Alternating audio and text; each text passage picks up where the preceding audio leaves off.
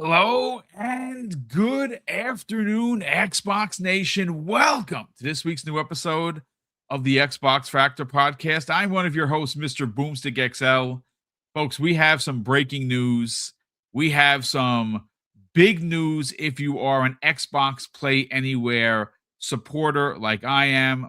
They just snagged one of the biggest games of 2026. I cannot believe this happened. We're going to get into that as well. We also have a story here that was brought to my attention by Okami 13 underscore, a great member of the Twitter community.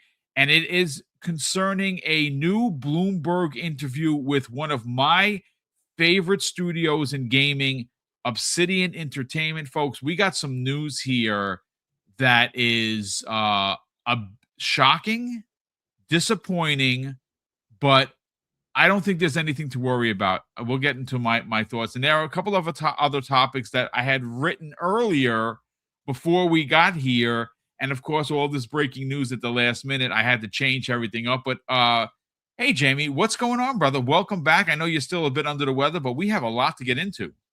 Hey man, I'm good over here. Sick still, but Final Fantasy VII remakes helping all that. So good. I am having such a blast. I'm in chapter. I'm at chapter 5. So I'm kind of slowly working my way through. I've been on an achievement kick. So far for this month, I'm almost at 6,000 achievement score, and today's only the third. So I'm doing all right. So I'm doing pretty good for the month already. And that will be over 40K in the last 31 days, 32 days. So I've been on an absolute tear, but yeah, I like you. I'm very much enjoying Final Fantasy VII. And you know what's crazy? Again, I don't really get too excited because you never know about people, but the director of Final Fantasy VII is now following me on the socials, which is freaking pretty cool, to be honest with you. But how have you enjoyed your time with it? I mean, do you know what's funny? Like when I played Final Fantasy VII as a kid, I was too young to understand the story. Right. I had no idea. It's like the mining this green stuff called Mako. Like it's like it made no sense. But now as an adult, and I've played the original game several times since. It's like that original game is one of the best games ever made. Like it really is. So to have it like remade, fancy, and like modern graphics, it's crazy. And there's always a risk with things like this that they'll mess it up. They didn't.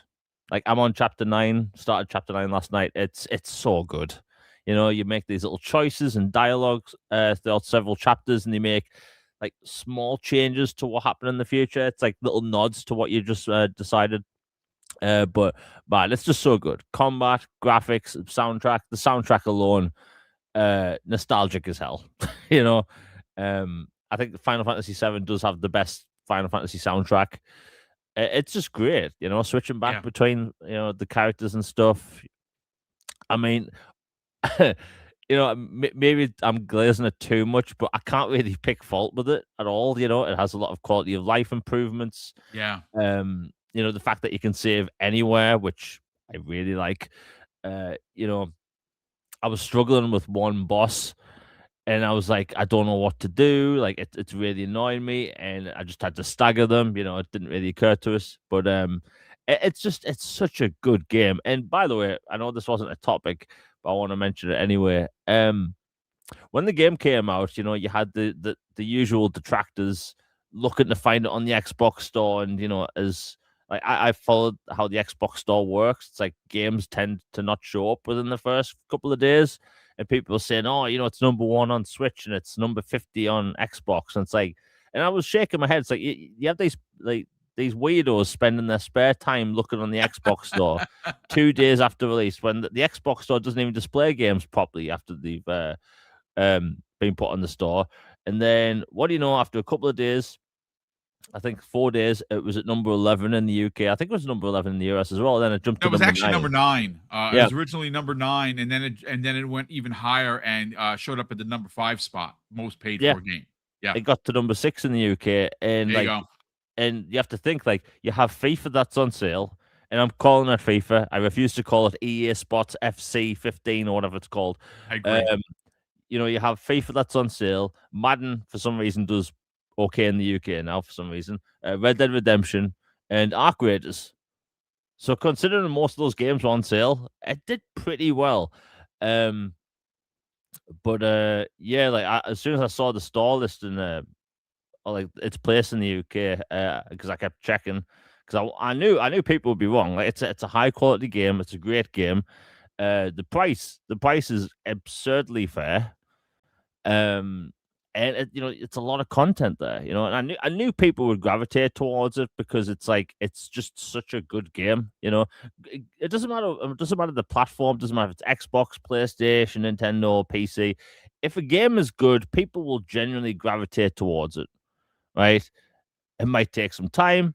You've seen some things in the past, like Mad Max, which launched at the same time as Metal Gear Solid 5, which was a bad idea, but over time that's sold probably millions of copies. But anyway, it's a great game. It's doing well, and we have Rebirth coming. There's Part 3 coming. Yep. Especially if you're like long-time Final Fantasy fans, like me and you, like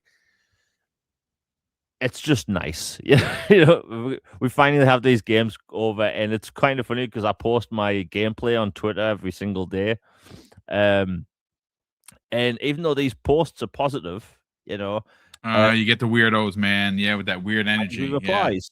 Yeah. Someone told me that Square Enix gave me a copy, so that's the only reason I'm praising it, right?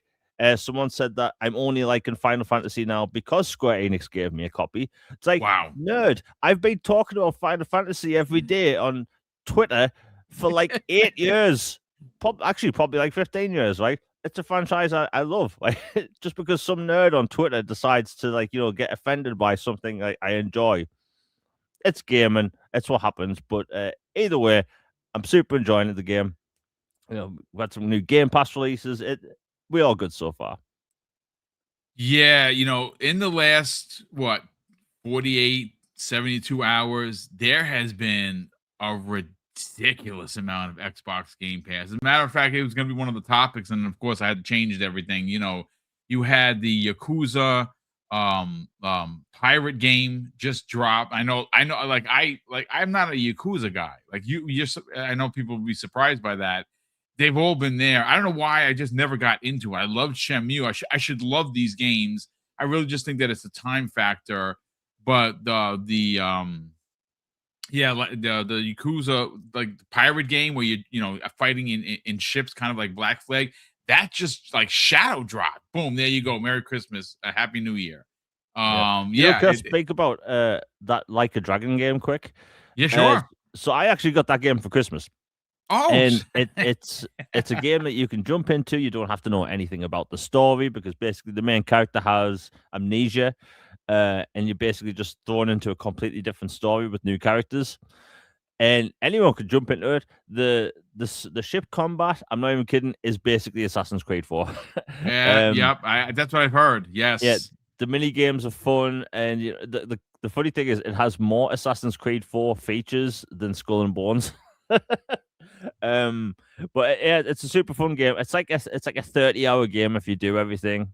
If anything, if you like Shenmue, if you like Assassin's Creed 4, I recommend people try it. It's a fun game. It's quirky. The stories are cool. The characters are good, and most importantly, the gameplay is great. So, like, if people are looking for something new now that it's in Game Pass, and it's actually the most accessible Yakuza game. The only thing that isn't accessible about it is its long name, Like a Dragon Pirate Yakuza in Hawaii. That's hard to say really quick. But it really is. I mean, listen, again, it's one of the games I didn't expect to see there, and it's there. I never played it. I like the fact that you're selling me on the fact that it plays like Black Flag, which is something that's one of my favorites. I do hope that this rumored Black Flag remake because really it's remake from what I've seen. And again, I don't know if it's AI or not. I've seen some stills and it looks really good. And if it is, I'm going to play the game all over again. I would jump into this just for the fact that it's in the service. I didn't have to buy it. There it is. Download it. Go. So it's something I would be considered to try. I know a couple people in the chat are saying that it's really, really good. I think it was Big Mad Motor said it's excellent. But you know what it is? I am so of course I want to get back to Call of Duty. Season 2 is happening not tomorrow, Thursday, I think. So I want to jump into season 2. I gotta continue Final Fantasy 7. I know that Thanos said he just like you just got to chapter 9. I think I'm at the end of chapter 5, so I should be starting 6. I'm having so much fun with it. Like I bought it for the Switch. For some reason or rhyme, it's sold out physically everywhere. I was able to snag a copy on sale at Amazon. I think I paid like $35 for it or something like that, which is great. So now I have it. I had the PS4 version. I upgraded to the PS5. I have it on Xbox. I have Final Fantasy 7 Remake on every platform, and I was happy to give them my money. I really am, because this is Final Fantasy 7 as a game, not just this game, but as a game, is in my top 5 of all time. I told the story many, many times before, and we're going to get into the topics, folks. We're just having fun. I beat Final Fantasy 7 in because I imported it from Japan, so I beat it in Japanese using an FAQ. If any old school cats in the chat know what I'm talking about, yeah, FAQ, something I printed out from my crappy PC, and the translation was there, and we used it. I think it was like 100 pages. It could have been 150 pages. I know that it was like a Bible that I printed out, and we used this. My friend Mike and I beat Final Fantasy 7 in Japanese using an FAQ 100 years ago. And then, of course, when it came to PlayStation proper, I rebought it and played through it again, and it's one of my favorite in the series. I know that who was it that said 8 is still the GOAT? Who was that? Was that Thanos that also said that? Might have been Thanos that also said 8 is the GOAT. I started to play 8. You know what? After 7, nothing hooked me. Maybe I should play 8. Maybe, I don't know. But maybe one day. Yeah, it was Big Man Mo that said the pirate game is fun as hell. That's awesome. I love it. But by the way, Boom, what did you think of the motorcycle section in chapter 4? I mean, it wasn't terrible. I thought again, it's new, right? I don't remember doing that. I certainly don't remember doing that in Final Fantasy 7 on the PlayStation. Again, it was fine. I know some people didn't like it, some people loved it. I like the fact that you could do that one move when you press Y, you'd flip the bike, and it would do like that weird thing. The guy the boss there is a real weirdo that you meet a couple of times, and fighting him was crazy. The other regular guys, you just chopped them with your sword. It was fine. Yeah, I mean, I loved it. I thought it was anime as hell. Yeah, 100% anime. It gave me Akira vibes, because you're on the bike and you got the big sword and everything. Yeah, it was dope. Again, I saw some people complaining about it, but I'm like, what's there really to complain? You're fictionally fighting, running at 200 miles an hour in the tubes, and you have a giant sword in your back. Well, how could that go? How could you go wrong there? Yeah, I mean, I see a lot of people in chat mention Final Fantasy X. Final Fantasy X is actually my favorite one. Okay. Yeah, I was actually old enough to understand the story at that point. Yeah, that's a great game. I think a lot of people need to play that. That game, I don't think will ever get a remake because it still looks just good enough in the remaster. I know that you've posted video of it, and it looks pretty freaking good, dude. Yeah, 10. It's basically a PlayStation 2 game. Just it's widescreen, it's 4K now, but it's still a good looking game. It really is, and I think more people need to play it. I mean, it's on sale on Xbox for like £10 every couple of weeks. But if you ever get the chance or just want the feeling to play like something different, play 10. It's such a great story. Well, I mean, listen, you're getting the HDR boost, you're getting the FPS boost, you're getting all the boosts that you can possibly get.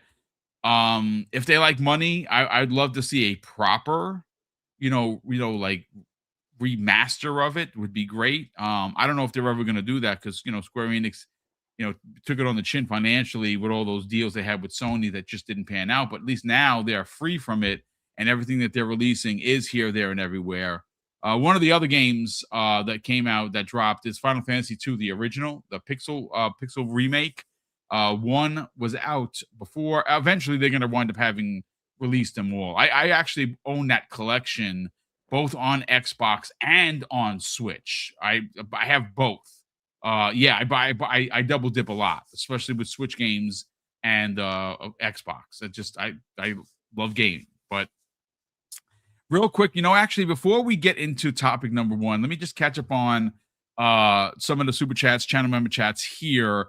So Iman Burns, salute to you, kind sir. Thank you so much for the DM. I am looking at it as we speak. He says, "What's the crack, Boom? There's an awful lot of Fallout news flying about.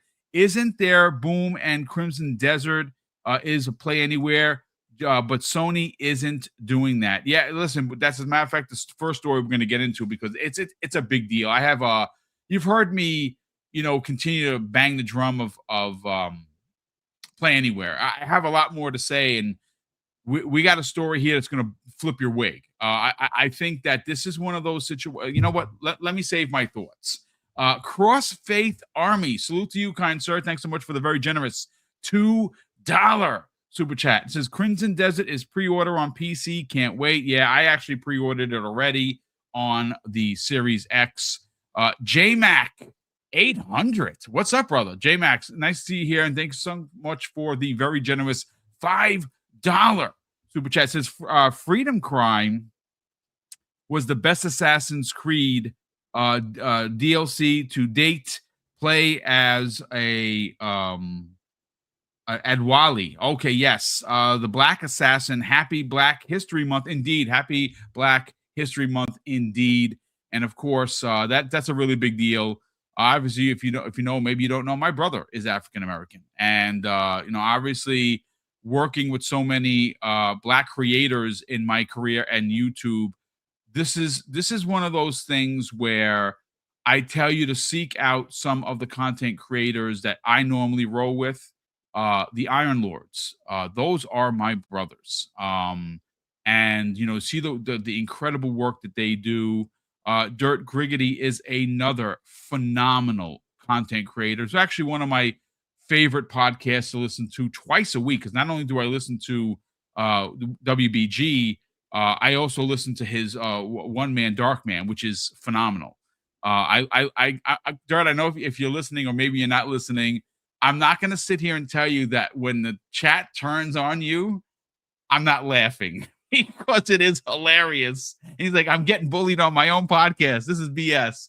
It is funny, but don't bully Dirt. There are so many incredible creators that, of course, we got to take the time to shout out at one point or another, because Black History Month is a big deal, folks. Maybe it's not for you. It is for me personally, because of my connection with my brother and some of my family. But I do think that is a big deal. So shout out to you, J-Mac, for the mention. I do greatly appreciate it.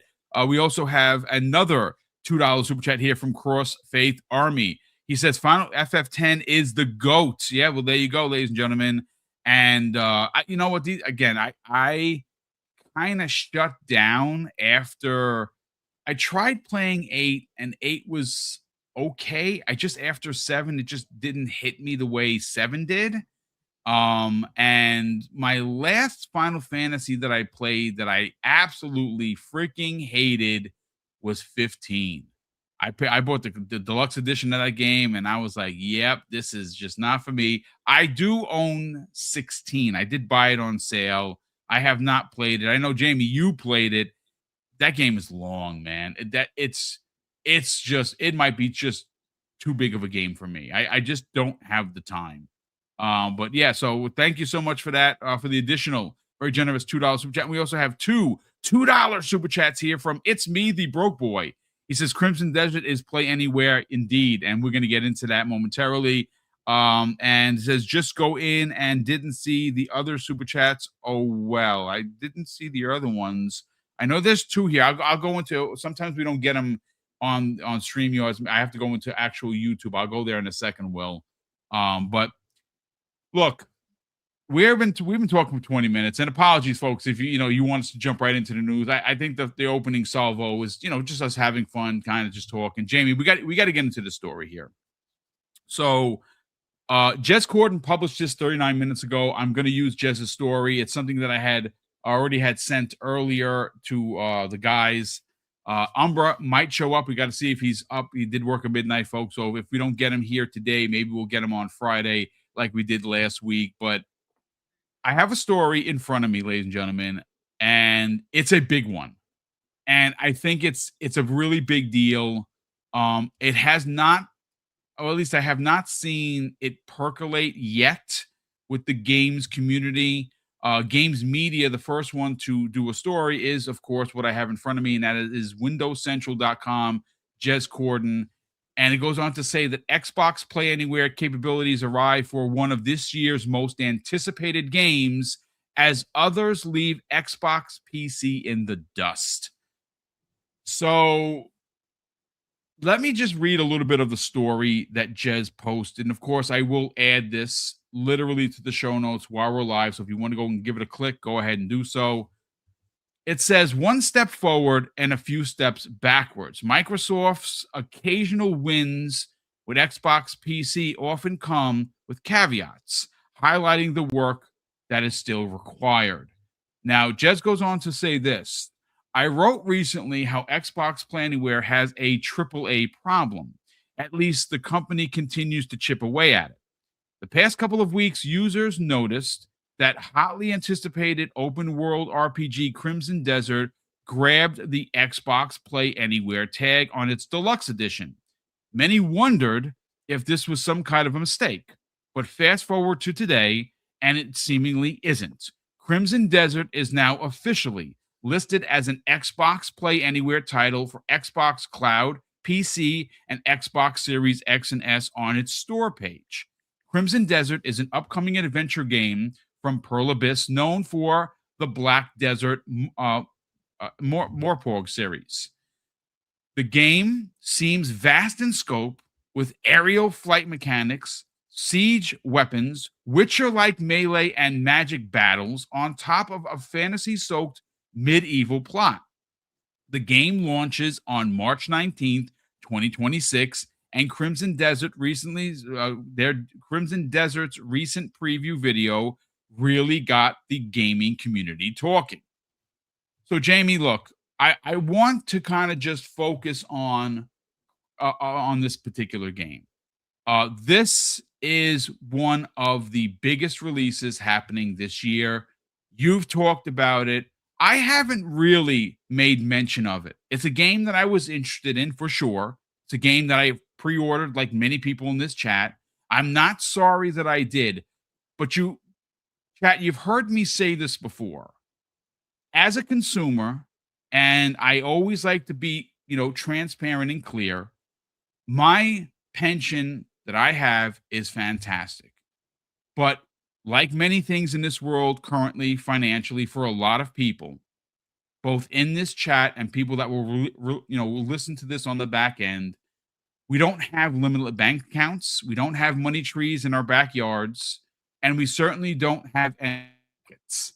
And choices have to be made on where you're going to play your games, where you're going to buy your games, and what services you're going to be, paying for monthly. And, me being a guy that likes to be transparent and, get all out there, I like to use myself as the bedrock of the conversation because I don't have the ability to do overtime. My pension is my pension, right? And it's why I boast Xbox Game Pass as much as I can, because I do think that what you are getting for your monthly fee, even though it's at $30, and I don't like it that it was raised to $30, if you are a consumer that likes to look around corners and look for the better deal, there are ways to do that. You've heard me talk about this before. We've partnered with ENEBA. You can go there right now, use the links in the show notes, and you can get Game Pass for almost half of what you would pay full price, which is $90 for 3 months. And you should not pay full price. But again, as great as Xbox Game Pass is, and it continues to be the service, at least in my opinion, that has put the entire gaming industry on notice. This next bit, Xbox Play Anywhere, is once again, maybe not today, maybe not 6 months from now, but at some point, ladies and gentlemen, I am telling you, I'm using myself as the bedrock here. You are going to be like me, and you are going to go out of your way and look for titles to purchase that are not in the service, that have this Xbox Play Anywhere tag, because what it ultimately is doing for you as a consumer is giving you the ability to buy a singular game and play it anywhere you have a screen via Xbox Play Anywhere. I don't think we've heard enough about this deal. And I think that this particular game, Jamie, is going to be one of the games that really puts this service on the map. I want to get your thoughts on Xbox snagging this into Xbox Play Anywhere. I just had to check. Turns out I've been covering Crimson Desert since November 2019. Holy moly. Well, there you go. Yeah, so it's been a while. I've clearly been looking forward to this. Big epic fantasy game, and I feel like every year there's basically like one new fantasy RPG or fantasy game that just takes over everything. We've had Elden Ring, we've had Baldur's Gate 3, stuff like that. Expedition 33, and I feel like Crimson Desert's going to be this one because, like, as someone that's been following this game for, let's just say, too long, this game's impressive. The amount of gameplay and mechanics in it. It's set in the same universe as the Black Desert game, Black Desert Online, but it's a full-on single-player game. Basically, it has every game mechanic you can imagine, from things like Skyrim, Red Dead Redemption 2, The Witcher 3, Zelda Tears of the Kingdom. Like, it's actually crazy. And it looked to a lot of people for a long time like it was one of these games that just looks like it was never going to exist. And I kept trying to tell people, no, it's definitely real. It looks too good to be true. That's the problem, right? And I've seen like maybe 2 hours of footage now. It's a stupidly impressive game. It really is. You can ride dragons, ride mechs, go fishing if you want, ride blimps. There's destruction in certain environments and stuff. Like this game looks incredible, and it being Play Anywhere is huge. Fortunately, it being Play Anywhere, it'll give more people a chance to play through the game proper, because again, this game is going to be hundreds of hours long. Like, big game. It's going to keep people busy for a very long time. I think Microsoft, like, Play Anywhere has been around since 2016, and it just seems like more and more big third-party games are taking advantage of the feature, and it's great because these portable PC gaming handhelds are becoming more popular, more coming out all the time. Cloud's getting more popular, so like it's great. I mean, look, to have an extra feature on like this onto a game that people are going to buy, that's great. Obviously, you're going to have someone that'll try and twist it into a bad thing, but like buying a game once and being able to play it on multiple devices, when a lot of people do have multiple devices now, that's a cool thing. But I think the game itself, it's going to be big. It's going to be really big. And I've been trying to tell people this for the past several months, since it was low key put on the store. It's going to be 60 frames as well. It's the own proprietary engine, and the game looks gorgeous. It really does. Like, it's a really impressive game. Huge boss battles. They keep talking about the open world as a continent, and the game is big, really big. And when I say it's going to keep people busy for months, I'm not even joking. Like, there's going to be so much content there. I think people are going to fall in love with this game, and having Play Anywhere attached to it, I mean, you can't really go wrong. You really can't. And, it's one of those situations where if you go back and, it's funny. I saw this Jez's earlier story from yesterday, which he basically said in this. Let me see, where is it? He just go into it right here, where he literally said that Xbox Play Anywhere has a triple A problem. That's a story that he wrote yesterday, which I saw it on the back end of putting this story together. And basically he says in this story, which I will add both of them so you can give them both to read if you want. Xbox Play Anywhere continues to have a quote triple A problem, and why most publishers are uninterested in supporting Xbox's future.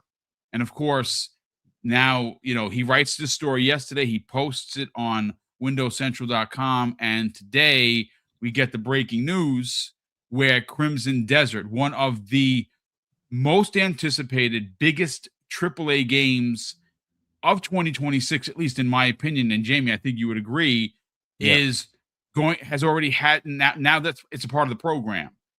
So my thoughts are like this. I think we are at a situation where what Xbox is going to be doing for the future is, the more, I'll put it this way, the best way I could discuss it is the more that we talk about it, the more that these companies might be willing to do it. Now, I'm not saying my opinion is going to sway a billion-dollar publisher, because they don't. Who the hell is Boomstick? Nobody to them. I'm just a number. I'm just a consumer like you. But there is something to be said where if the majority of the games community, not games media, the gaming community, the actual consumers that buy these games, that are looking for the best deal as a consumer, right? If we are all talking about actively looking or seeking out games that have the Xbox Play Anywhere tag, and that is going to be a contributing factor on where you purchase or what you actually purchase, more will come to the service. So now we've seen quite a bit of titles get the Xbox Play Anywhere. I mean, Final Fantasy VII is another example of that. That game is Play Anywhere. It's a big deal. You know why it's a big deal? Because I've taken advantage of it. I have it downloaded on my ROG Xbox Ally X, and I have it on my console. I also can play on the Switch docked, or I can play on the Switch 2 on handheld. But just for the Play Anywhere conversation, this is a game I bought it, and now I have the ability to play it anywhere I want. Anywhere there's a screen, I can play it. And I really do think that, you've seen Jez talk about it. He literally wrote a story yesterday where he believes that Xbox might have a problem. And well, I'm not saying that Crimson Desert is going to solve that, but that's a big game. And, when you see big games like that come to the service, and obviously, if you want to kind of just bring Capcom into the conversation, last week we saw them add Resident Evil 2, 7, and 8. Now, I was hoping that 9 would have been the case. 9 has not been announced, and it is not currently an Xbox Play Anywhere title. Is that something that could come at some point? I believe so, because Capcom literally just made 3 of their biggest titles Play Anywhere. But I think that the more you see companies like Capcom and Pearl Abyss, and listen, again, there's a ton that I don't have in front of me, because obviously this is a breaking story, so I don't have all of every game that's been out there, but there's been quite a few. And like I said, the one that jumps off the page immediately is Final Fantasy VII. The game just came out, and it is Play Anywhere. Do you kind of think, Jamie, that we could start to see more studios jump on board? And why would they want to jump on board is my question to you. I mean, by the way, I don't understand the whole AAA problem for Xbox. I right? agree. I do have a little bit pushback, which I'll add to in a minute. I like Jez. I think he puts out brilliant work, but I don't understand the big AAA problem. Like, I haven't read the article, so I can't speak on it. But like, you have all these games that are announced at these showcases. The Xbox logos there, right? Yes. Yeah, like look at it like this, right? In the past, when you've had games pull away from Xbox and like put out a statement saying, "Hey, we're not putting out a version for Xbox. We're concentrating on PlayStation, whatever." If you look at those games, right, they get a little bit of a push from the fanboys because it's a game not available on Xbox, right? But then nobody talks about it, right? There was a Souls like I can't remember it came out about this time last year, I think, where the developers like, look, we can't put it on Xbox, and then there was pushback. People like, hey, we want this on Xbox. Put it on Xbox. Why are you ignoring us? And they basically had a month of free marketing, right? And then it eventually came to Xbox, and nobody talked about it when it came to any console, right? This happens time and time again. I honestly believe that sometimes this happens. It's just free marketing, right? Because you have the fanboys pushing it. You have the people on Xbox saying, why isn't it coming to Xbox? You have people writing articles about it. Like, really think about how many AAA games get announced and then just gets pulled from Xbox, right? It's a very small percentage, right? It happens with indie games sometimes. In indie games, it even makes sense because, sometimes you have 1, 2, 3, 4, just a small team making them. So, like, I don't see Xbox having a AAA game problem. Like, the biggest games are coming to Xbox this year. So, that personally doesn't make any sense to me. Everyone's different. But like when it comes to the whole Play Anywhere thing, like it's just an extra feature, right? More and more games are getting put on the Windows Store. It's just giving people more options to play their games. More and more people are playing games on multiple devices. Microsoft said this a bunch of times.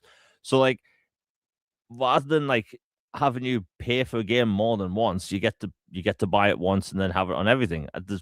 That's a good thing to have. And I think, in a time where people have less money than ever before. People are wanting to have more reasons to buy a game, and people have told me they're going out their way now to look for Play Anywhere titles. So it's an extra feature that's an incentive for people to buy it. So that's just the way I see it. But Play Anywhere, it's just a good feature for a lot of people. People have been telling me for years that hey, like if they game on PC, they might, have an Xbox as well in a different room, and they can just play games that way, go back and forth. The saves work, so like I don't see why more developers wouldn't get on board. But as to the whole like AAA problem, no one's been able to explain it to me. Yeah, it's funny. So I'm all about that evidence-based conversation, folks. You've heard me say that or use that term before. So again, this is just a handful. Like when Jamie was talking, I did a quick search about the major third-party games that have been announced for Play Anywhere. Now, maybe some of these games may not be a big deal for you. Maybe they are. I don't know. But again, this is just a handful of some of the newer titles that will be coming out that are Play Anywhere already confirmed. So of course, Crimson Desert jumps off the page. That's the big story that we're talking about. That's a really big deal. I actually think that a game that's that anticipated, that has had the fervor of social media for many years, and since now we're getting close to its release, the last couple of weeks, it's been a big talking piece. A game this size jumping on board is a real big deal for Xbox and the program itself because it's going to potentially open the eyes of some other publishers and developers. Like, wait a second, if Crimson Desert is going there, people are starting to talk about buying the game so they could play it anywhere. And that's again, though, that's really what it comes down to. It's a really ginormous get. But you have older games like RoboCop, Rogue City, Unfinished Business, the new Invincible Versus. That's happening. That's a Play Anywhere. Dave the Diver, again, smaller game, but a lot of people really enjoy that. High on Life 2, which releases soon, Play Anywhere. Persona 4 Revival, Play Anywhere. The Blood of the Dawnwalker, Play Anywhere. I mean, again, this is just a handful of things. And look, to kind of push back on Jez's earlier article, look, here's the thing. He's a damn good journalist, and I use his work a lot. You've heard me talk about Jez. I've met him numerous times. I consider him to be a friend. Do I actually think, they have a third party problem? Like Jamie, I actually do not. I think that this is a program that's been around for a while. And I think that when you keep hearing the consumer base, which is you and me and everybody in the chat and everybody that will listen on the back end, we're the consumers. We want the best and the biggest bang for our buck. And that's what you should want. You should want that. Whether you do or you don't, I know that as a consumer, I'm always looking for the better deal. Which is why I never pay full boat for Game Pass. I try to find it legitimately at sites that I trust. I always use PayPal as a backup to make sure that if something doesn't go right, I can contact PayPal and they'll fix it.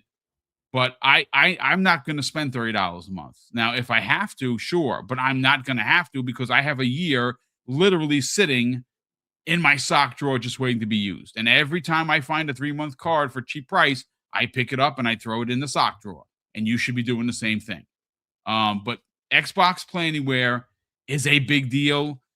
Crimson Desert getting into that program, being a part of it, an even bigger deal. It's one of the biggest games, one of the most anticipated games, and one of the most talked about games of last year going into this year. It's a really big deal. But look, let me just make sure we're caught up on all super chats here. We have a couple more, quite a few more.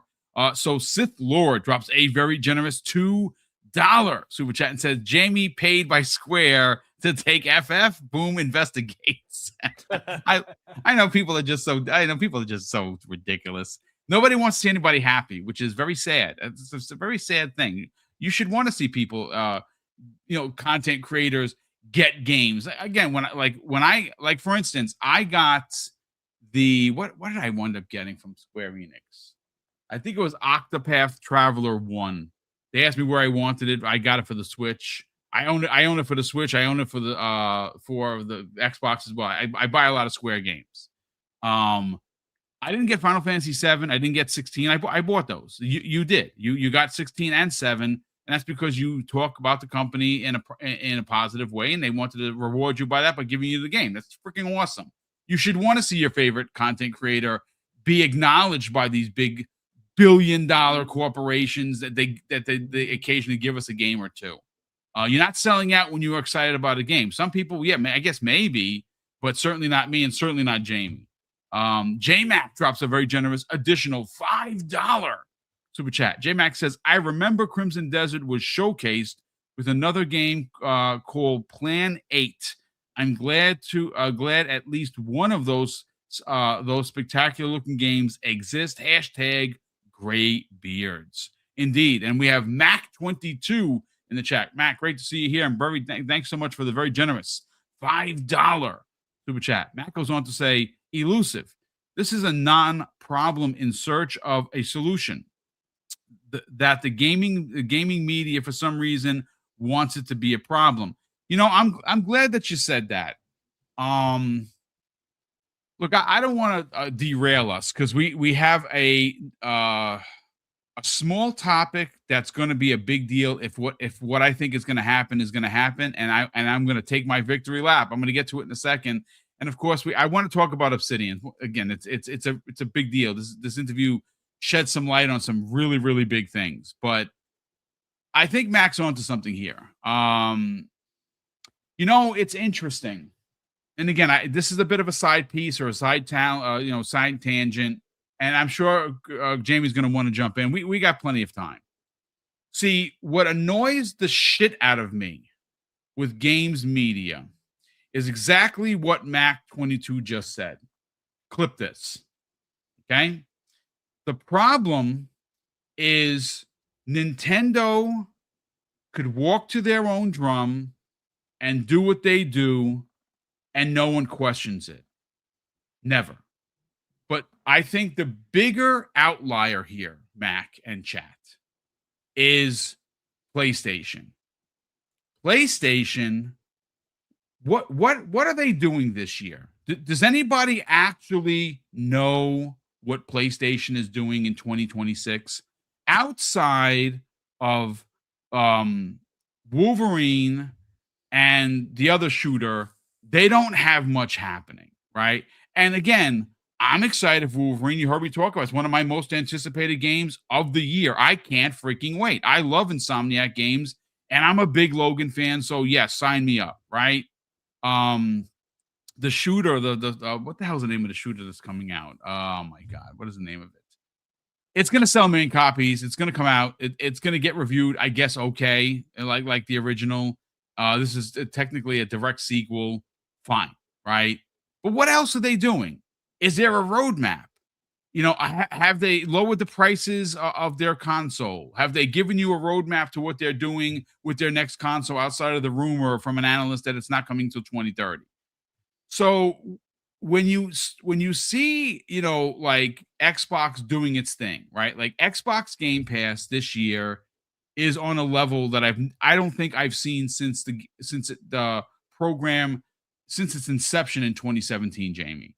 Like this year has so many games, it's ridiculous. It almost seems unfair, right?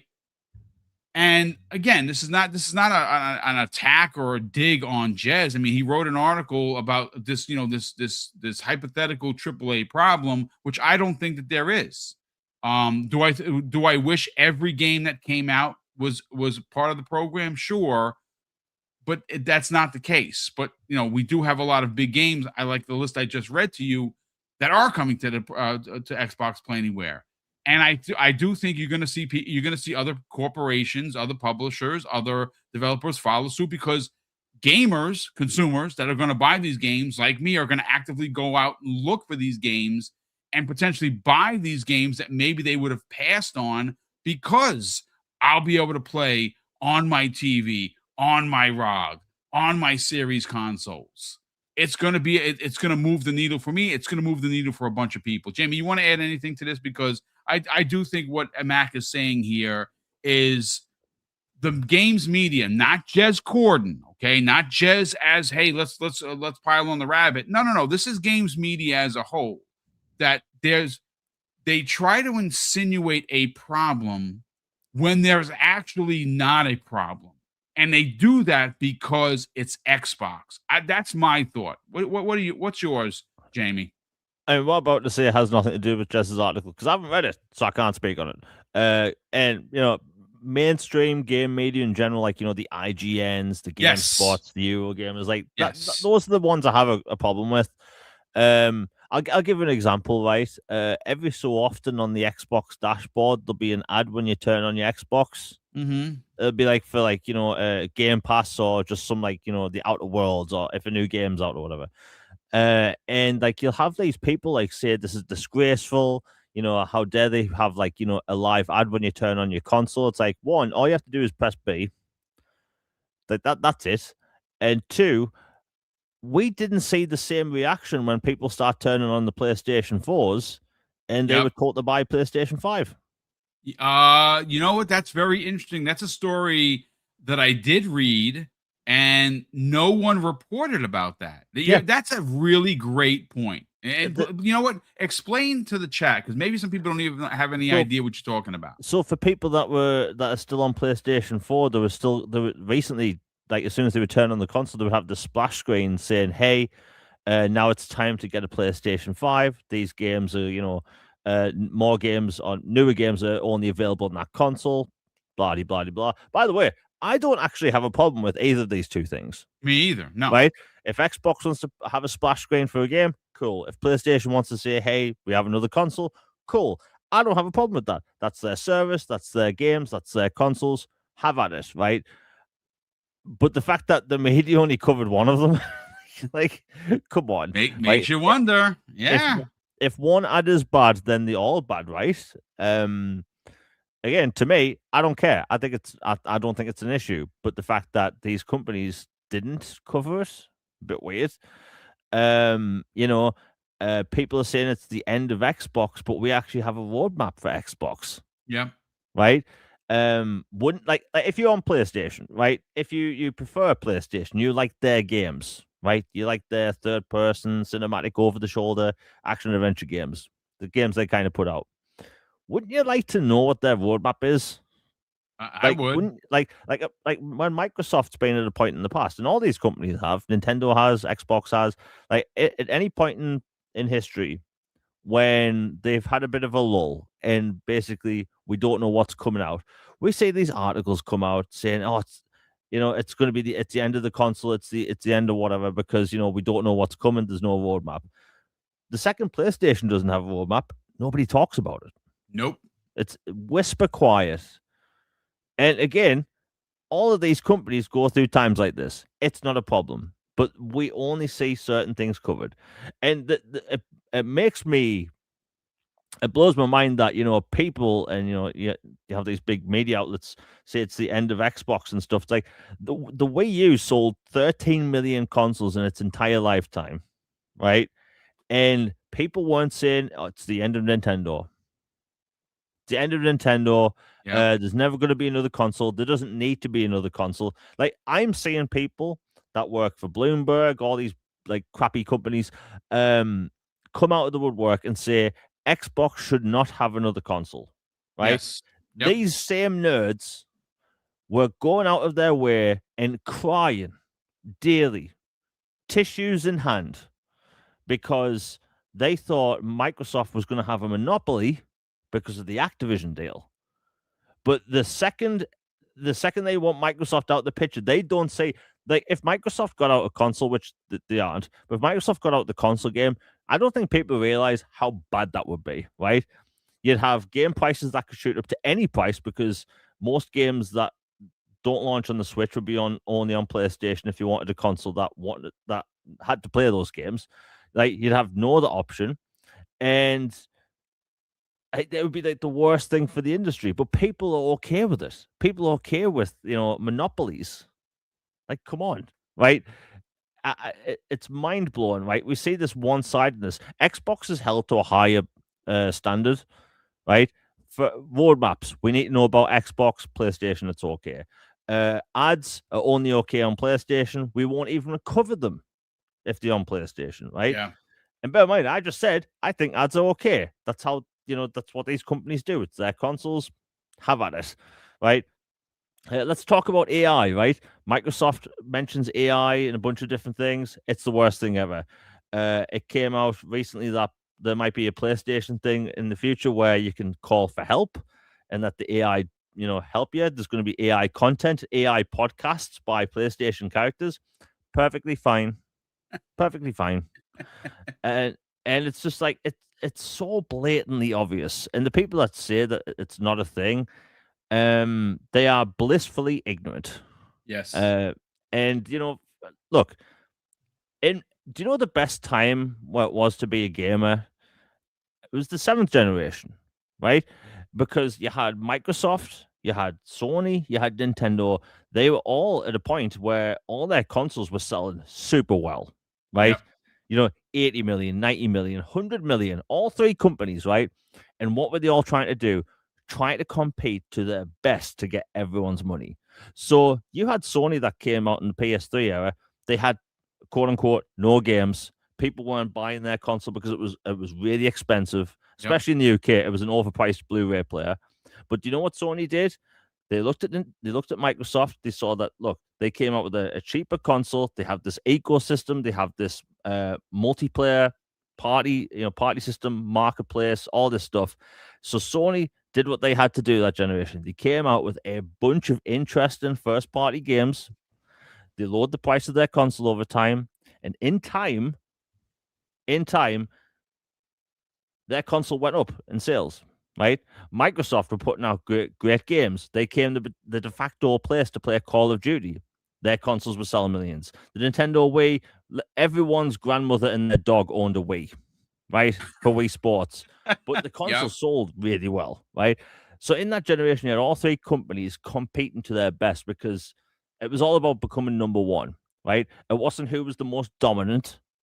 It wasn't like seeing who can crush each other in the competition. No. All three companies were doing really well.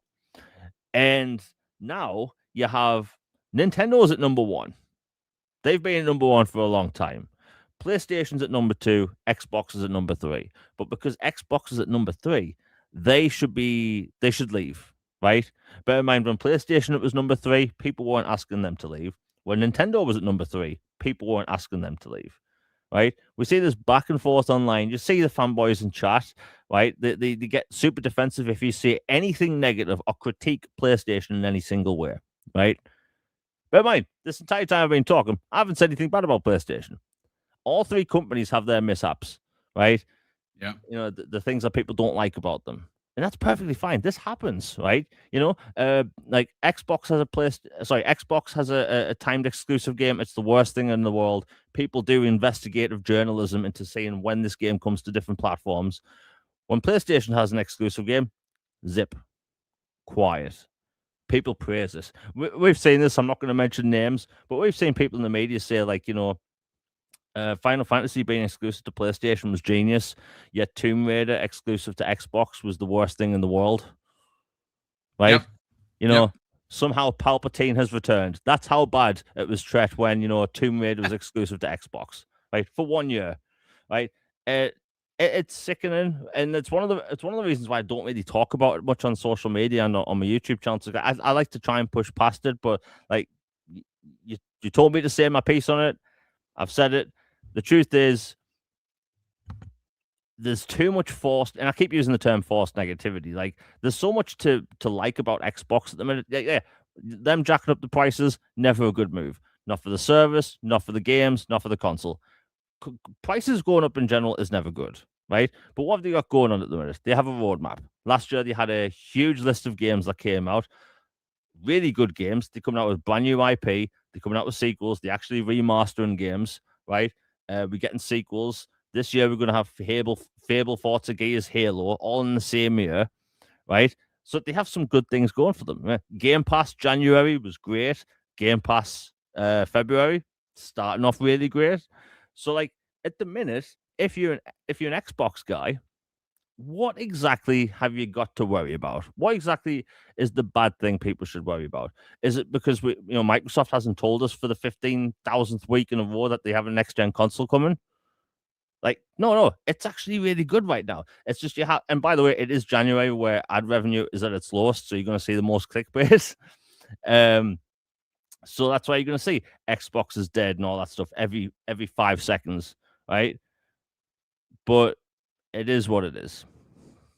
No, it's fine. Again, this is just thanks to a super chat from Mac22. I just wanted to kind of address it. And again, this isn't an attack on Jez's article. This is just an overall let's talk about games media conversation, because like I said, you've heard me. I mean, I use Jez's stuff all the time. I didn't first of all, if I didn't find his work worthy of because I also help sell his brand. Like every article I use, I put into my show notes. So I do that because that's the proper thing to do. So if I didn't feel what he was writing was worth it, I would not even bother talking about it. I wouldn't mention him. So that's the reason why I do mention him, and I do promote his work, because I do. We don't always agree. I mean, do I agree on this article? Well, I mean, it's his opinion. He's allowed to have it. I don't necessarily think that there's a third party AAA problem, but he does. That's what he wrote about. And again, it just so happens that today, one of the biggest games of the year happens to go against what he wrote just 24 hours ago. So again, it's I think really what it comes down to is games media as a whole, not singular, is ultimately lazy. They're lazy, and I say they're lazy because the easy click is write something negative about Xbox. Let's shit on Xbox for clicks. That's what they do, ladies and gentlemen. And again, it's not all of them. You know, you're not throwing everyone under this negative umbrella, because you can't do that with anything. But there is a good portion of the games media that have some of the biggest voices that use hate rhetoric to sell their brand. That's just what they do. Ultimately, does it make them lazy? I think it does. I think instead of actually doing the proper journalistic work that goes into, hey, I'm going to put my name to this paper, let me do the right thing and actually do some research, I don't actually think that happens. But again, it's just a small tangent. If you're if you're enjoying the conversation, folks, share this out on the socials. Throw us a like. Would greatly appreciate it. We do have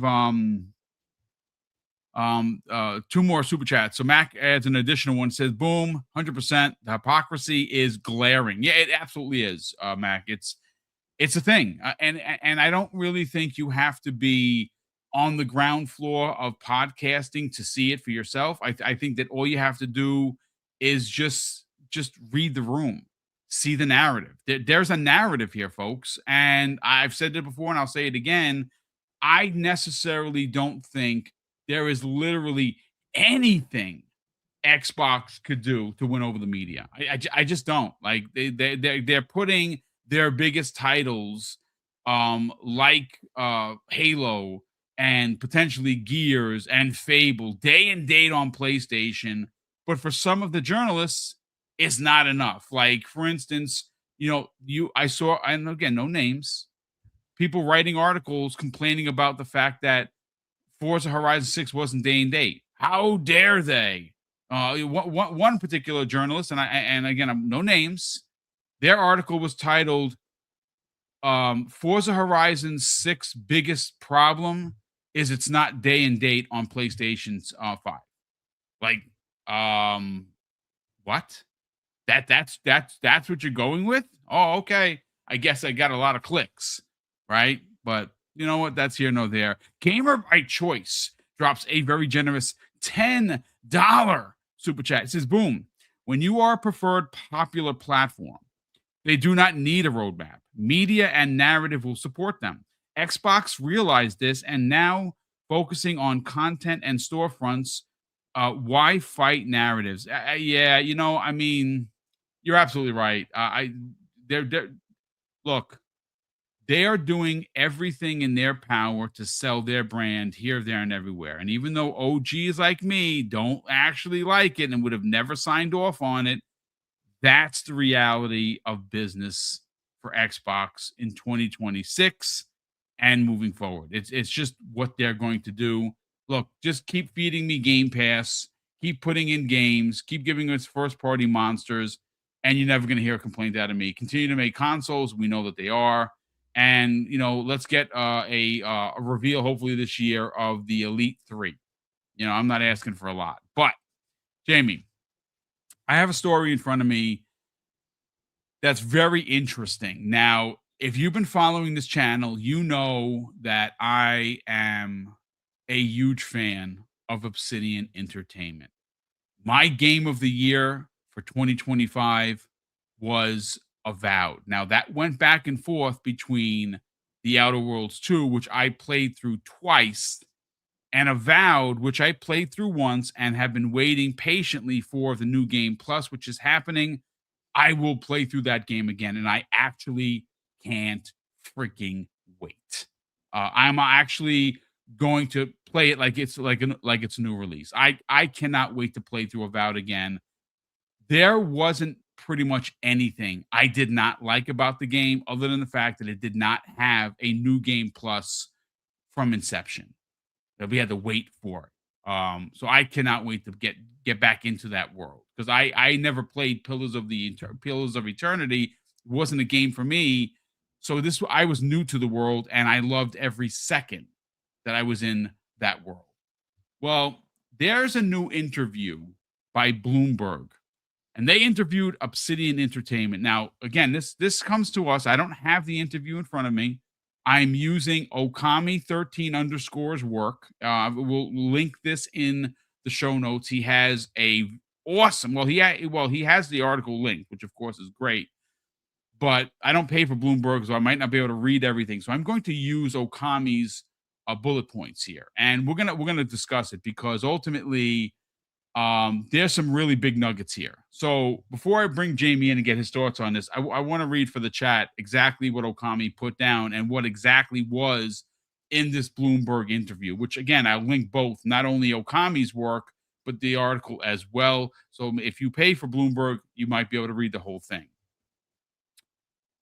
So he goes on to say that Grounded 2 was, quote, a big hit in 2025. This is not a surprise. The game was bigger and badder than the original. Again, not for me per se, but most people that I spoke to, like Colt Eastwood, who played the original with his kids, really enjoyed what they did in the sequel, and he wasn't the only one, right? According to what Okami is saying here, Avowed and The Outer Worlds 2, quote, failed to meet sales expectations, and both of these games were in development for 6+ years. That's sad. Both of these games deserved to be recognized. Both of these games deserve to be played, and I'm actually sad to read this. Now, does this mean that Obsidian is in any kind of trouble? The answer is no. They are one of the biggest studios in XGS. They really are. They're one of my favorites, but besides being my favorite, they have a lot of games that they have produced that have been really good. Even though it might have sold well, both of these games were stellar. And they're working on a couple of new IP and they're working on a few new games. What those games are, we don't know. We can only speculate. But it goes on to say that Josh Sawyer, referring to what they did last year, which we all like celebrated, like, oh my God, they released 3 games. Well, according to Josh Sawyer of Obsidian, he says, quote, it's not good to release 3 games in the same year. It's the result of things going wrong. Wow. Okay. Spacing those releases helps the company manage its resources and not burn everybody out. And that's one of the major leaders over in Obsidian, and he's saying that publicly in this interview. I believe him. I as a gamer, I'm excited they released 3 games, but obviously because they released 3 games, 2 didn't sell that well, and they should have because they're both phenomenal titles. Okami goes on to say in his post, they currently have, meaning Obsidian, has no plans for a third Outer Worlds game. They want to keep making games in Avowed and the Pillars of Eternity universe. So again, I did read this was a story that broke late last year. They don't have currently any plans for an Outer Worlds 3. I'm going to be honest with you. That's, again, sad. I think the series is phenomenal. And there is room to continue to tell stories, at least in my opinion. But it didn't sell well, and that's just very sad. But let me just read you some of the other bullet points, Jamie, we'll get you in here. It says, Avowed was originally pitched as a multiplayer game, but the idea was scrapped 2 years in, and a crossover between Skyrim and Destiny is what they wind up, coming together with. So, I mean, look, could it have done better if this was a multiplayer game like Destiny? I actually don't know, to be honest with you. I'm glad it's a single player game. Jamie, you talk about single player games. We don't have enough of them. We really don't. Yeah, we're getting more now, but everyone's chasing that genie in a bottle. Whether it be the free to play or whether it be the gas game situation, everybody's chasing that.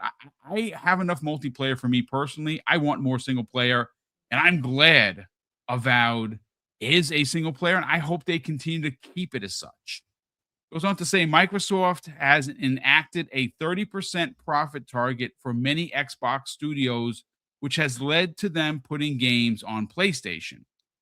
Another bullet point here, Obsidian's plan for the next few years is to continue working on new projects, both big and small, in addition to new content for Grounded 2 and the Outer Worlds 2. So we do know that there are at least 2 expansions planned for the Outer Worlds 2, which I'm very happy about. I cannot wait to get back to that game, but I'm actually very excited to see them continue work on Avowed. Avowed 2, I believe it's been announced, and if it hasn't, will be soon.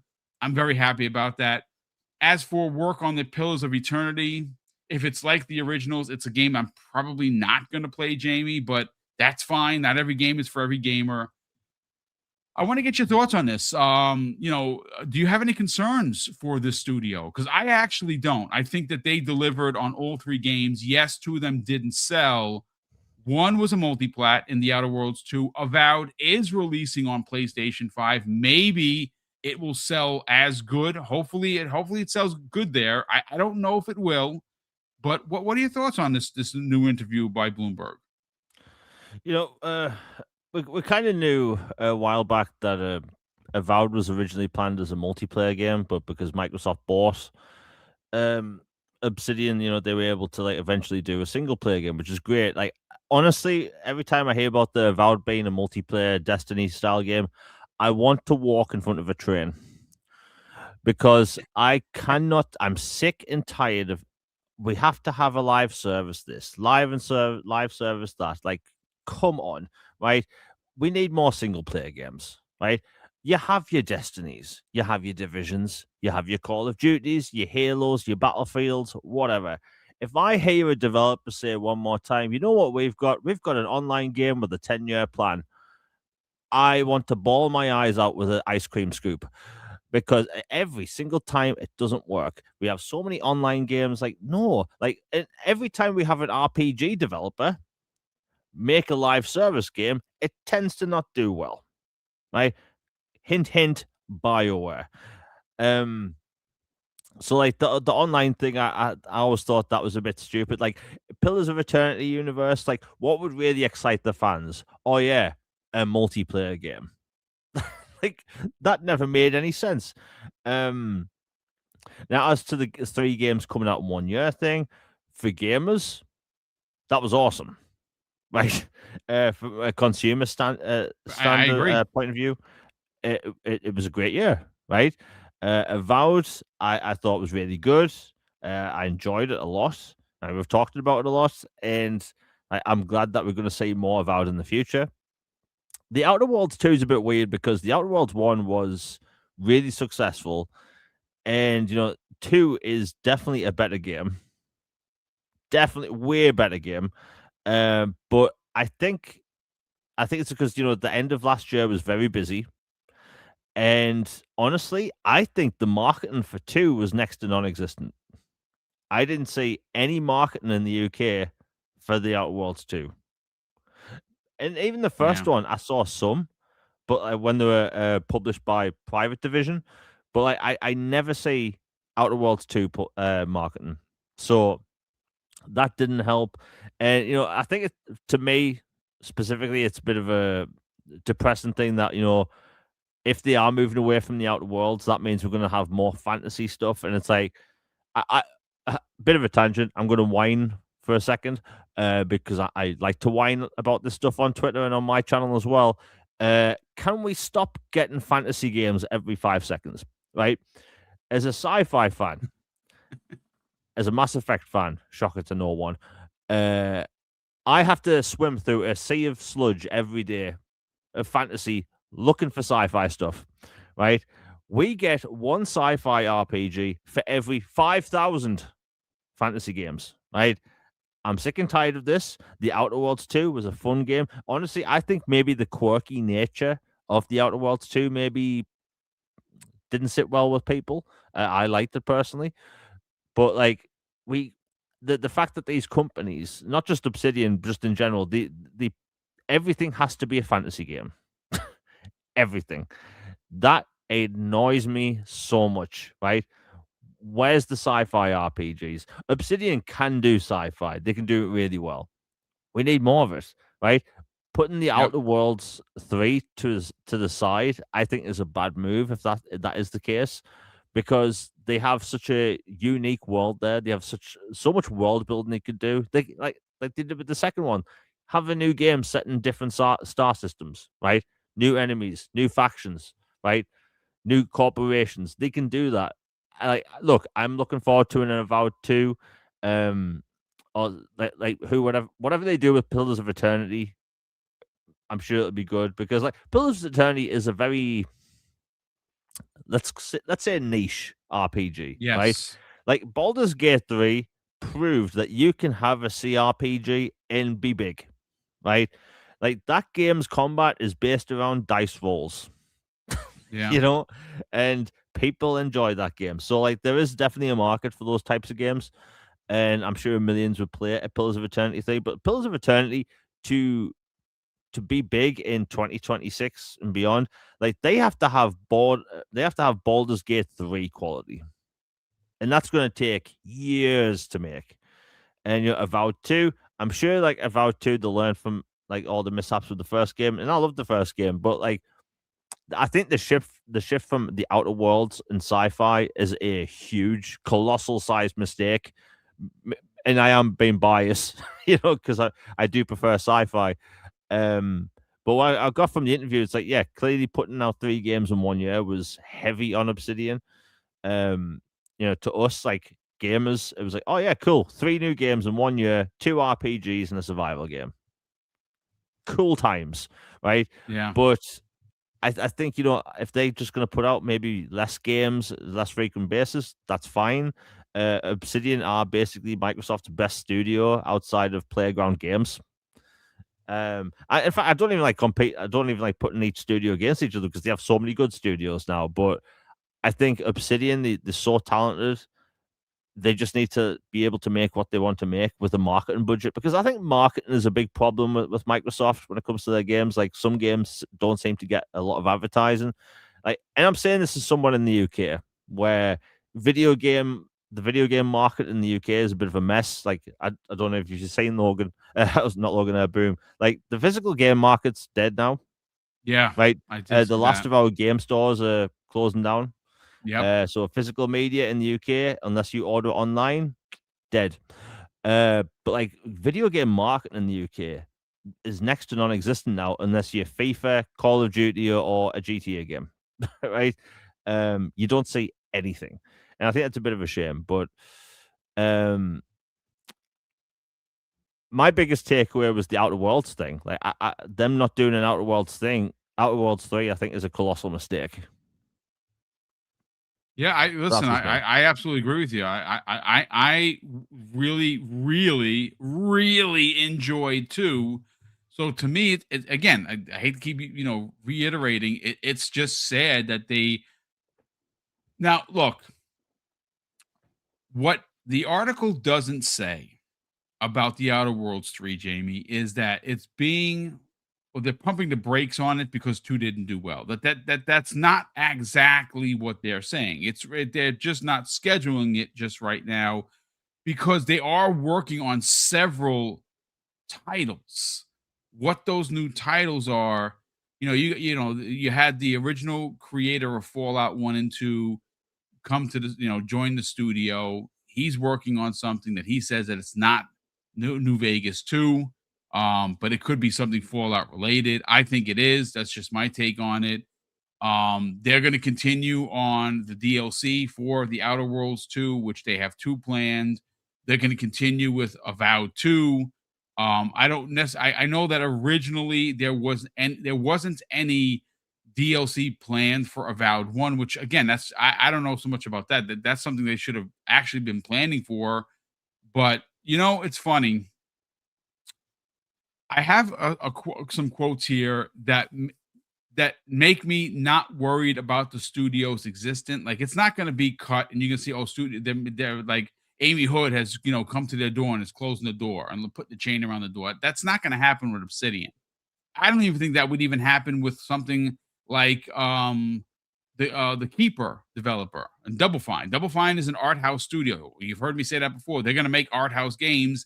They're not going to make the next $315 million game. But just to kind of put into perspective what the leadership thinks and how they run Obsidian, check this out. So Obsidian Entertainment's leaders have indicated that they budget their gains to, quote, align with the strategy of substantial long-term development rather than chasing, quote, the mega hit success.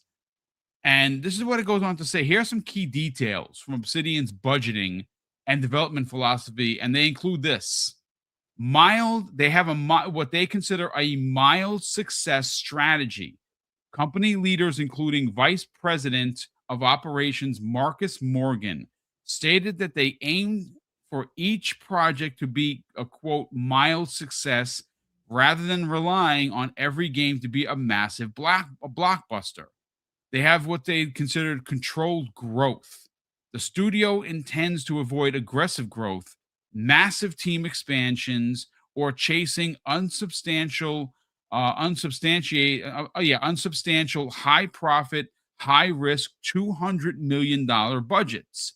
They also have something called that they use our diverse portfolio.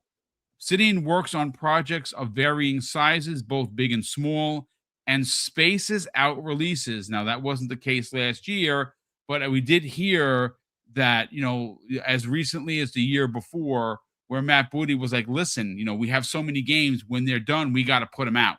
We can't wait and have games just sit there.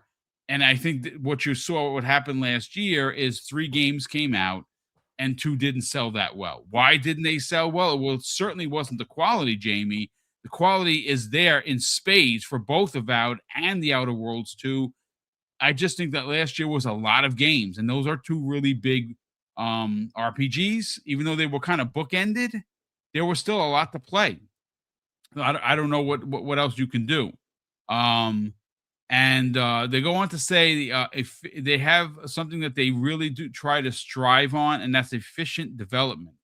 To manage budgets, they focus on reusing technology and streamlining development cycles for their forward-thinking games 3 to 4 years, rather than rewriting everything for every new project. And that's probably what they're doing right now with some of their games that they're working on. Any additional thoughts before we get ready to get out of here, Jamie, about Obsidian and the way they do their business? Because I don't have any concern for them. I really don't. I think they are again, this is my opinion, one of the best studios in Xbox Game Studios, and they proved it 3 times last year. Yes, the games didn't sell like they wanted, but at the same time, considering the way they do budget their games, they're also not making $200 million investments. They literally said that they budget their games for mild success. I don't know if what they got was considered or accepted as mild success. I don't know, because I don't have the books in front of me, but the game did sell, at least to some extent. Any additional thoughts, Jamie? I think look, I'm sure Obsidian's going to be fine. I'm sure they'll come out with some really good games. Maybe they just need to try something different, because I feel like, I don't want Obsidian to fall into the trap of, hey, we only make, Pillars of Eternity universe games and the Outer Worlds games, right? Right. Like look at Call of Duty, right? Call of Duty fell into the trap of, hey, it's either Modern Warfare or Black Ops. Yeah. Right?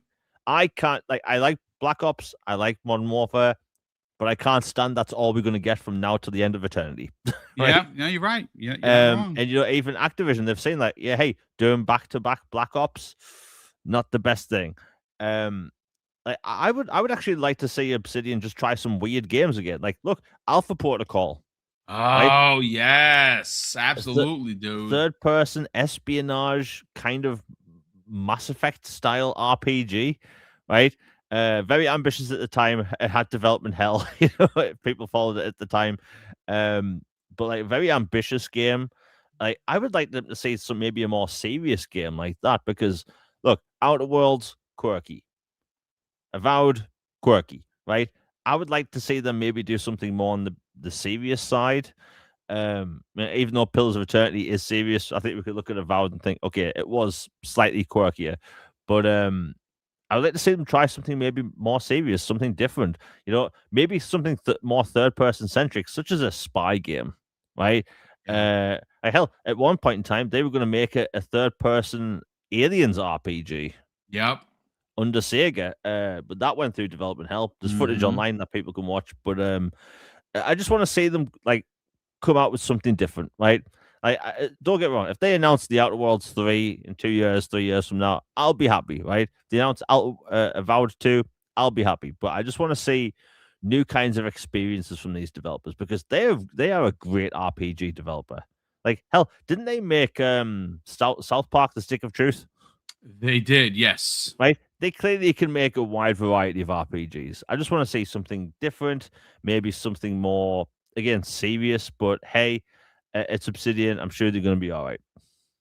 Yeah, I absolutely agree. I do think they're going to be okay. I think ultimately they're going to continue to make incredible games. But I'm right there with you, Jamie. I think that we don't have enough spy espionage type of games. I don't know who actually owns. I would imagine that Xbox owns the IP of Alpha Protocol. And again, if Sega, maintains that, they could probably work out a deal. But yeah, I would love to see them, return to the series because we don't have Splinter Cells. We don't have anything, to be quite honest with you. So to get a spy espionage type of game that would be like an RPG third person type of story, like they did originally, just with modern, control, graphics, everything. Yeah, sign me up for that. Sign me the F up. But look, let me just catch up on super chats and then we will get everyone out of here. And we're actually all caught up. So thank you, ladies and gentlemen, for the very generous super chats, gifted subs, and the messages via the Double Barrel Gaming membership. We do greatly appreciate the generosity that continues to come in. Jamie, you have a show happening later this evening, 6 p.m. Eastern Standard Time, with yourself and Logan Meyer on the new episode of All Thing Xbox podcast. And I don't know how many topics you're going to have on tap, but usually it's 12 plus. Sell the brand, brother. Where can people subscribe to the Elusive Gamer YouTube channel? But more importantly, follow you on social media and tune into tonight's new episode. Yeah, thanks, Boom. It's always a pleasure. So it turns out we might not be doing the show tonight. Logan might be busy, so we might be moving the show to Wednesday. Not entirely sure at the minute. I'm trying to sort it out now. But I did put out a video the other day of the biggest games coming to Xbox this year. For people that have been following me, I've been sick as hell. And the video's out now. Hope people enjoy it. The algorithm isn't doing me any favors. I'll just put it that way. But a huge variety of games coming this year. Game Pass titles, first-person RPGs, third-person RPGs, every single genre you can imagine. And that video's out now. It's around 18 minutes long. It took me like 3 months to make. So hope people enjoy that. I also have a video coming out tomorrow. The biggest games coming out in February. There's so many games coming out in February that most people don't even exist. It's going to be a good month for video gaming. We just got the Game Pass list for February. It's going to be packed. And so that video should be live tomorrow. And the next episode of All Things Xbox podcast will probably be on Thursday. Okay. I mean, well, listen, whenever it is, we will, of course, let people know in the community. And of course, that's always a great show with you and Logan. It's fun. It's non-toxic, which again, we need more of. And again, that maybe not tonight, but at some point, whether it be Wednesday or Thursday, we will let you know about that show. Again, big thank you for everyone that tuned in. We have over 510 people watching live across Twitch, YouTube, and X. We do greatly appreciate the support. If you are someone that is enjoying the content, please hit the like button. It helps more than you could possibly imagine. And of course, if you're not already subscribed to the channel, please consider subscribing. I have a couple of big videos coming out. One at 6 today. One I'm going to drop as soon as I'm done with this show. I got to, upload it to YouTube. And we got again. I'm going to cut some of today's conversation down to smaller, more bite-sized stuff. I have the Pip-Boy Fallout controller, the Elite version. I just got it. I didn't get a chance to do a short last week. I'm going to do a video, and that should be up hopefully by the end of the week. But ladies and gentlemen, that's going to do it for us, for me and Jamie Moran.